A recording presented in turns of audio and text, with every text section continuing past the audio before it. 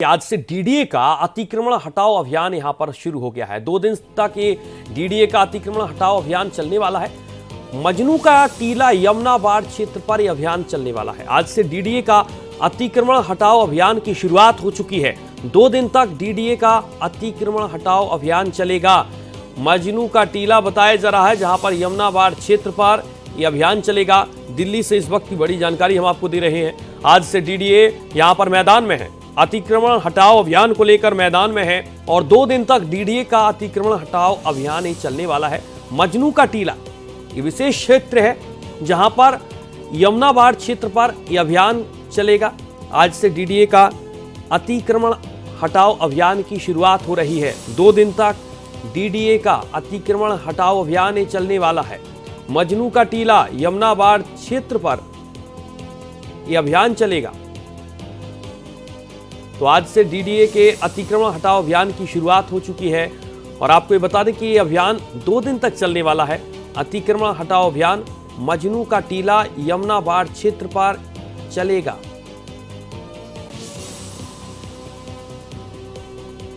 तो आज से डीडीए का अतिक्रमण हटाओ अभियान चलेगा।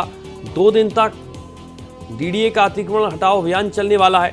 इसके साथ मजनू का टीला विशेष क्षेत्र है, जहां पर बाढ़ क्षेत्र पर यह अभियान चलेगा।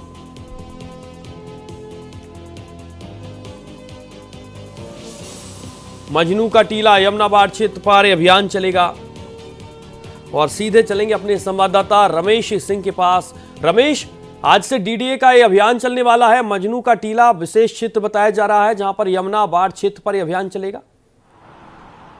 बिल्कुल, यमुना बाढ़ क्षेत्र पर अभियान चलेगा। ये लोग लगभग 19-20 सालों से रह रहे हैं और इसी साल इनमें से कई लोगों को भारत की नागरिकता मिली है। हिंदू शरणार्थी हैं और लगातार वो वहाँ कई सालों से रह रहे हैं। तो कहीं ना कहीं उनके लिए कोई व्यवस्था, अल्टरनेटिव व्यवस्था सरकार करनी चाहिए थी, वो व्यवस्था नहीं हो पाई है। बरसात का मौसम है और कहीं ना कहीं उनको दिक्कतें बहुत ढेर सारी हैं। परिवार लेके कहाँ जाएं, कैसे अपने जीवन यापन करें, क्योंकि लगातार कई सालों से। और सरकार को भी सोचना चाहिए, अगर इस तरह की कोई अवैध बस्ती बसती है तो उसे बनने से पहले ही रोकना चाहिए। बनने के बाद हटाना कहीं ना कहीं बड़ा गलत है और सालों से वो लोग रह रहे हैं वहाँ पे, वो बड़ी समस्या है। पर जैसा कि पहले भी उनको नोटिस दिया जा चुका है खाली करने के लिए, तो आज उस पर कार्रवाई होगी, डीडीए कार्रवाई करेगा और कार्रवाई के बाद वो जगह खाली करा ली जाएगी। रमेश, कितना बड़ा क्षेत्र है जहां पर यह अभियान चलेगा और कितने लोगों के आशियाने यहां पर बने हैं, जिन पर आज डीडीए पूरे तरीके से यहां पर जेसीबी चलाने को आतुर होगा? लगभग 100 लोगों का परिवार है और कम से कम उसमें 40 से 50 घर हैं और वो यमुना के किनारे है। मजनू का जो टीला है उसके किनारे है मजनू का टीला। वहाँ पे एक गुरुद्वारा है, गुरुद्वारे के पीछे यमुना का क्षेत्र है। यमुना के क्षेत्र पे बने हैं ये मकान और वो आज हटाए जाएंगे। तो एक बड़ा इलाका है और उससे बड़ी बात यह है कि जिस तरह से अवैध बस्तियां दिल्ली या हर बड़े शहर में बनती है, उसमें कहीं ना कहीं स्थानीय जो प्रशासन है वो जिम्मेदार होता है, स्थानीय पुलिस जिम्मेदार होती है और वो उनसे पैसा लेके वहाँ उन पे बसने देते हैं और उसके बाद जब वो अस्थायी रूप से वहाँ रहने लगते हैं तो फिर उन पे इस तरह की कार्रवाई की जाती है। तो कहीं ना कहीं लोगों के साथ बहुत गलत होता है। वो उनको बसने से पहले ही रोका जाना चाहिए और बस जाते हैं तो उनके लिए कहीं ना कहीं सरकार को व्यवस्था करनी चाहिए। अब ये देखना होगा कि सरकार उनके लिए क्या व्यवस्था करती है। एक तरफ तो ये प्रशासन का जिस तरीके से बुलडोजर चल रहा है, लेकिन सरकार ने क्या इनको लेकर कुछ तैयारियां की हैं? आने वाले समय में कुछ आशियाने इनको दिए जा सकती हैं, दूसरे क्षेत्र में बसाया जा सकता है क्या? देखिए, ऐसा ये सरकार ने कहा है कि हम व्यवस्था करेंगे, पर अभी जो जानकारी मिली है कि अब तक इन लोगों के लिए अस्थायी कोई व्यवस्था नहीं की गई है। वो सबसे बड़ा कारण है कि आप देखिए कि दिल्ली के हर मोहल्ले में एक झुग्गी बस्ती आपको मिल जाएगी। उस झुग्गी बस्ती में तमाम तरह के अवैध कार्य होते हैं। इसके लिए भी सरकारें लगातार चिंतित रहती हैं। सरकार को चाहिए कि ऐसी बस्तियां बसने ही ना दी जाए। अगर ऐसी बस्तियां बस जाती हैं तो उन्हें तत्काल प्रभाव से हटा के और उनको कहीं अच्छी जगह पे स्थापित किया जाए, जैसा कि लगातार पहले भी सरकारें करती रही हैं। आप देखिए कि बवाना का एक पूरा इलाका है, जे कॉलोनी है, जहाँ दिल्ली के तमाम झुग्गी झोपड़ियों को हटा के वहाँ पे लोगों को शिफ्ट किया गया।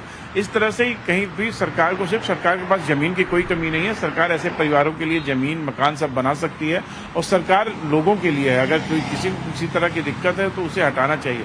पर बरसात के इस मौसम में परिवार को लेकर, छोटे छोटे बच्चे हैं, बुजुर्ग माता जी। पिता हैं, बीमार हैं, उनको बहुत दिक्कत होती है।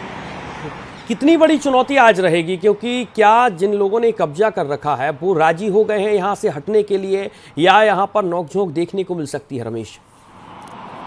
नहीं, लोग तो तैयार हैं, लोग तो हट ही जाएंगे। सरकार जब भी किसी को हटाना चाहती है, आप पूरे देश में इस तरह की कार्रवाइयां चलती हैं। आप देखिए लखनऊ में मुख्यमंत्री ने वहां पे एक बड़ा इलाका खाली कराया, तो कहीं ना कहीं जब सरकार चाहेगी, हरियाणा में ऐसे तमाम उदाहरण हैं, दिल्ली में है, जब सरकारें चाहती हैं तो चीजें हट जाती हैं। पर सबसे बड़ा सवाल ये है कि उन लोगों को कितनी दिक्कत का सामना करना पड़ता होगा।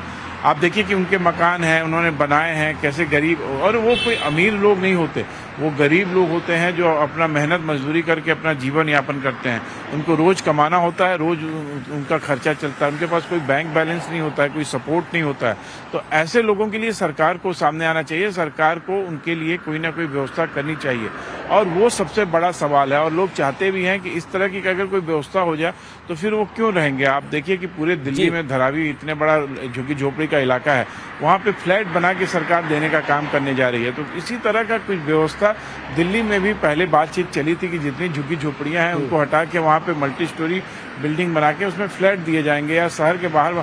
पर ऐसी कोई सरकार ने अब तक कोई व्यवस्था नहीं की। आम आदमी पार्टी सरकार लगातार वादे करती है, पर उन वादों को पूरा करने की जो जिम्मेदारी है वो नहीं उठाती है, जिसका परिणाम आम जनता को भुगतना पड़ता है, और वो भुगत रही है।